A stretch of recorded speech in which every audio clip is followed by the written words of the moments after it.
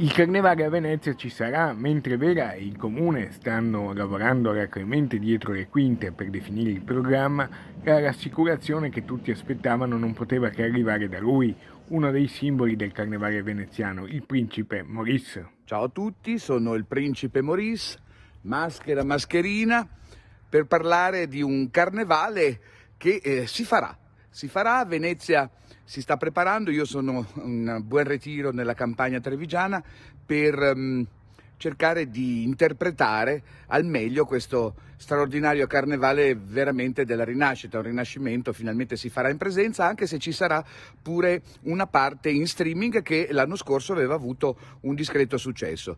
Ecco come si svolgerà la festa. Tutta la città sarà un gran teatro, a disposizione delle maschere che vorranno passeggiare e esibirsi e forse anche farsi documentare per partecipare magari in maniera virtuale al concorso. Le Marie ci saranno soprattutto le feste nei palazzi, contingentate, tutte controllate, in grande sicurezza ovviamente, a partire da quella del Casinò, il gala ufficiale a Can Vendramin Calergi, del quale sarò maestro di cerimonie. Confermato anche il corteo acqueo. La promessa è stata mantenuta, confidiamo che tutto possa procedere per il meglio e vi aspettiamo dal 12, dove ci sarà il consueto corteo acqueo di Cannaregio, fatto in maniera estremamente filologica e sostanzialmente riservato ai veneziani. È un evento totalmente e assolutamente veneziano, e poi a partire dal 19